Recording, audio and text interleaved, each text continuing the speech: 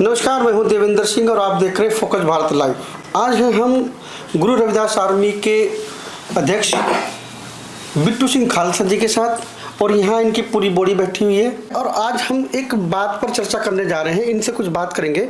बिट्टू सिंह खालसा जी, आप जो है भीम आर्मी में भी काम कर चुके हैं, भीम आर्मी के आप अधिकारी रहे हैं, बीएसपी में भी अपना काम किया है और फिर आपको ये जो गुरु रविदास आर्मी है ये बनाने की क्यों जरूरत पड़ी? तो ऐसा क्या आपको लगा कि वो लोग उस तरह का बदलाव नहीं कर रहे हैं जिस तरह का बदलाव आप और आपकी रविदास आर्मी चाहती है?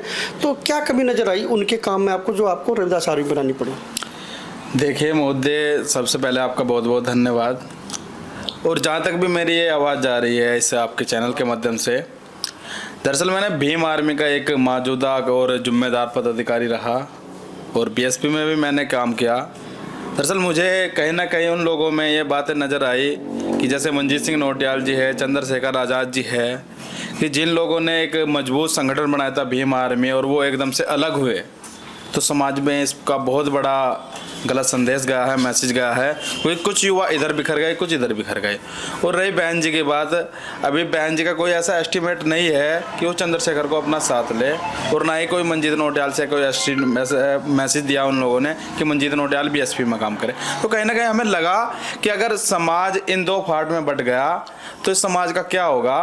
तो मेरे कुछ जिम्मेदार व्यक्तियों ने मुझे कहा, जैसे हमारे राष्ट्रीय सचिव है, राष्ट्रीय महासचिव है, एक लड़के हैं कई सारे सहारनपुर के आसपास से, गांव दास से, माजरे से, बंटी करनवाल जी बड़े जिम्मेदार व्यक्ति है, डॉक्टर कंवरपाल जी जो इस प्रदेश प्रभारी की काम कर रहे हैं, दिनेश गुंथल जी है। कई ऐसे साथियों से मैंने बात की और मैंने बात की कई संतों से जो अपने समाज के संत हैं, निरंजन दास जी महाराज, निर्मल दास जी महाराज, मनदीप दास जी महाराज, कई ऐसे सारे संतों से मैंने उनको बताया कि महाराज जी हम ऐसा संगठन बनाना चाहते हैं जो रविदास महाराज जी के आइडियोलॉजी, उनके सिस्टम को जो भी चाहते थे उसको आगे कैसे बढ़ाया जाए।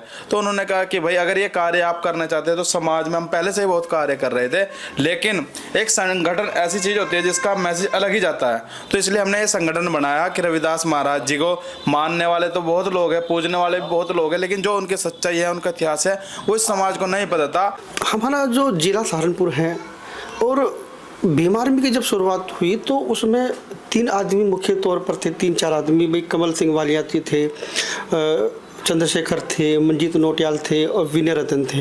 तो समाज ये जानना चाहता है, समाज अब तक इस बात से अनभिज्ञ है, वो जानना चाहता है कि क्या हुआ था मंजीत नौटियाल और चंद्रशेखर के बीच जो इन लोगों में डिवाइडेशन हुआ। दरअसल मंजीत नौटियाल और चंद्रशेखर के जो बातें हैं वो उनकी आपसी बात है। इसके बारे में मैं आपको कुछ नहीं कह सकता कि वो अलग क्यों है। भाई ये है कि हम लोग अपना संगठन अच्छी तरीके से चला रहे हैं, उनके लोग भी आज हमें सपोर्ट कर रहे हैं, बीएसपी के लोग भी हमें सपोर्ट कर रहे हैं, क्योंकि ये संगठन में रविदास महाराज जी के नाम से चलाया है और लोग चाहते हैं कि रविदास महाराज जी का जो सपना है वो जल्दी पूरा हो, इसलिए वो लोग कार्य कर रहे हैं हमारे साथ। तो जैसे अभी आपकी जो रविदास आर्मी है जी, और समाज में जो उथल पुथल हो रही है या समाज का जिस तरह से शोषण हो रहा है, उनके अधिकारों का हनन हो रहा है, तो उस पर आपकी क्या राय है? उस पर आप काम करेंगे या एक आप आध्यात्मिक क्षेत्र की तरफ जाएंगे? नहीं, ऐसा नहीं है कि श्री गुरु रविदास आर्मी केवल संत महापुरुषों के बारे में सोचती है, ये सर्वे समाज के बारे में सोचती है। क्योंकि कहीं पे भी अत्याचार होता है, हम किसी की जाति देखकर उसके अन्याय की बात नहीं करते, हम जिस पे शोषण हो रहा है उसकी बात करते हैं कि उसे अन्याय मिले। बहुत से लोग हैं कि अन्याय के लिए रोड जाम कर देते हैं, सड़कें जाम कर देते हैं, ये हमारा मकसद नहीं है। हम कानूनी लड़ाई भी लड़ते हैं, लेकिन देखो ये गुरु गोविंद सिंह जी महाराज, गुरु गोविंद सिंह जी की पग है। जब इस पग का मान सम्मान हम इसलिए रखते हैं और रखना भी पड़ता है क्योंकि जब गर्दन से ऊपर पानी चल जाता है तब हमें ये काम करने पड़ते हैं, रोड जाम करने पड़ते हैं। प्रशासन को कहीं ना कहीं ये दिखाना चाहते हैं कि हमारी क्या ताकत है, हमारा शोषण ना हो। और शोषण हमारा इसलिए भी होता है कि कहीं ना कहीं हम कमज़ोर हैं, हम बटे हुए हैं। मैं रविदास आर्मी के माध्यम से इन लोगों को जोड़ना चाहता हूँ। अभी जैसे कि सहारनपुर के सांसद हैं इमरान मसूद जी, उन्होंने कुछ दिन पहले संसद में मांग उठाई कि सहारनपुर रेलवे स्टेशन का नाम बदलकर माँ शकुंबर देवी कर देना चाहिए। तो इस बात को लेकर हमने बहुत सारे लोगों की राय ली, तो बहुत सारे लोगों की राय ये थी कि इमरान मसूद कहीं ना कहीं हिंदू मुस्लिम की राजनीति कर रहे हैं, वो एक वर्ग को खुश करने में लगे हुए हैं। तो आपकी उस पर क्या राय है? देखिए इमरान मसूद जी एक जाने माने चेहरा है सहारनपुर का और वो सांसद भी है, उनका मैं सम्मान करता हूँ। लेकिन जिस तरीके से वे दो राय में बात करते हैं राजनीति की, ये कहीं ना कहीं राजनीति स्टंट है। और देखो बहुत अच्छी बात है कि सहारनपुर में तथागत गौतम बुद्ध जी की रेलवे स्टेशन पर भव्य मूर्ति लगी हुई है। वहाँ पे देखो हमारी जो मांगे है श्री गुरु रविदास आश्रम की, हम चाहते हैं कि जो रेलवे स्टेशन है उसका नाम तथागत गौतम बुद्ध जी के नाम से हो, और जो हमारा पीजीआई हॉस्पिटल है लखनी के अंदर, इसका नाम साहब काशी राम के नाम से रखा जाए। और रही माँ शाकुंभरी देवी का हम सम्मान करते हैं, क्योंकि सहारनपुर की जो पहचान है वो लकड़ी के व्यापार से है, यहाँ के लोगों से है और शाकुंभरी देवी से है। और अगर इमरान मसूद जी को अच्छा लगता है कि शाकुंभरी देवी के नाम से कोई स्टेशन बने, तो सांसद में एक वो अपना ऐसा बयान दे कि सहारनपुर रेलवे स्टेशन से लेकर माता शाकुंभरी देवी रेलवे स्टेशन तक की रेल लाइन बिछाई जाए और वहाँ पे एक भव्य रेलवे स्टेशन का निर्माण हो। अभी आपने बताया कि अभी आप जल्दी तैयारी कर रहे हैं कि जो इमरान मसूद ने बयान दिया है रेलवे स्टेशन को लेकर, उसके खिलाफ आप डीएम को ज्ञापन देंगे, तो कब आप ज्ञापन देने के लिए जा रहे हैं? इसके लिए हमारी टीम काम कर रही है और बड़ी जल्दी हम आपको इसके बारे में बता देंगे। ठीक, तो मैं ये पूछना चाह रहा हूँ आपसे कि रविदास जी महाराज जी की जो आइडियोलॉजी है, गुरु रविदास आर्मी आपने बनाई, वो आइडियोलॉजी जो है आध्यात्मिक की तरफ जाती है जी। और आपने गुरु रविदास आर्मी भी पीछे लिख दिया है जी। तो मैं ये कह रहा हूँ कि चंद्रशेखर जी की भीम आर्मी, मंजीत नौटियाल की भीम आर्मी, और फिर एक नेशनल भीम आर्मी और भी बनी हुई है किसी व्यक्ति की, तो उसके रहते आपकी भीम आर्मी उनसे अलग क्या काम कर रही है? देखिए वो लोग सभी लोग राजनीति कर रहे हैं और हम लोग गैर राजनीतिक व्यक्ति है और गैर राजनीतिक ही हम संगठन चलाते हैं। देखिए उनकी रोटियां सीख रही है, अच्छी बात है, वे अपने रोटी सेक रहे हैं, घर परिवार भी उन्हें चलाना है, लेकिन हम लोग गरीब वर्ग के जरूर है, क्योंकि बाबा साहब ने भी कहा है कि एक रोटी नहीं, वो भूखे रहो पर अपने बच्चों को जरूर पढ़ाओ। तो हमारा जो महत्व है शिक्षा है, चिकित्सा है, रोजगार है, कि हमें ये प्लान करना है कि हमारे बच्चों को रोजगार कैसे मिलेगा, हमारे बच्चों को शिक्षा कैसे मिलेगी। तो कहीं ना कहीं जैसे सहारनपुर के अंदर कई सारे संत महात्मा भी है, जो कम से कम 32 डेरे अपने सहारनपुर के अंदर काफ़ी बड़े बड़े हैं, जिनमें लाखों विशाल आश्रम है, करोड़ों रुपया उन लोगों ने लगाया है। लेकिन अगर उन्हीं आश्रमों के साथ साथ वे कोई स्कूल खोलते हैं, यूनिवर्सिटी खोलते हैं, कहीं ऐसे आश्रम भी चलाते हैं, अपने लाइब्रेरियाँ बनाते जहाँ बच्चे पढ़ सकते थे, उन्हें अच्छा ज्ञान देते थे, वो शायद यहाँ पे नहीं दे रहे। लेकिन रविदास आर्मी के माध्यम से बड़ी जल्दी हम सहारनपुर के अंदर ही क्या पूरे देश के अंदर एक ऐसा आह्वान करेंगे जिससे अपने गुरु घरों में आश्रम बन सके, अच्छे अच्छे हॉस्पिटल बन सके, यूनिवर्सिटियाँ बन सके, जहाँ से इस रविदासिया कौम के बच्चे, रविदासिया या दलित समाज के बच्चे पढ़ लिख कर रविदास महाराज, बाबा साहब, भगत सिंह, चंद्रशेखर आज़ाद, उधम सिंह जैसे महापुरुष पैदा हुए, इनका नाम रोशन कर सके। खालसा जी 9 जून को जो आपका प्रोग्राम है उसकी तैयारी में आप लगे हुए हैं, क्या कर रहे हैं 9 तारीख को आप? देखिए दरअसल जब हमने श्री गुरु रविदास आर्मी बनाई, ये संगठन 9 जून को हमने तैयार किया 2024 में। 9 जून को इसकी वर्षगांठ है। जी जी, और इसकी दूसरी वर्षगांठ मनाने जा रहे हैं हम हलालपुर के अंदर बड़े ही तादाद में, और ये रविदासिया समाज एकता सम्मेलन के रूप में रविदास आर्मी करने जा रही है, क्योंकि हम भी देखना चाहते हैं रविदासिया कौम के अंदर कितनी ताकत है। और बड़ी तादाद के साथ वो 9 जून को 2025 में ग्राम हलालपुर में सुबह 10 बजे जरूर पहुँचे। और जैसे ये 9 जून को हम सत्संग करा रहे हैं, समागम करा रहे हैं, इसमें देश विदेशों से भी कई अन्य साथी आ रहे हैं, कई वर्ल्ड चैंपियन के रेसलर, वर्ल्ड चैंपियन के कोई अंतर्राष्ट्रीय खिलाड़ी भी आ रहे हैं। तो उनका प्रतिभा, उनको आकर्षित करने के लिए, उनको जागरूक करने के लिए, समाज को जागरूक करने के लिए इन सभी लोगों का इकट्ठा होना जरूरी है। और जब लोग हम इकट्ठा हो गए, अपने महाराज जी के गुरबानी स्थापित करेंगे, तो ये एक अलग ही मैसेज पूरे भारत क्या पूरे वर्ल्ड में जाएगा, और इससे रविदास कौम में जागरूकता पैदा होगी।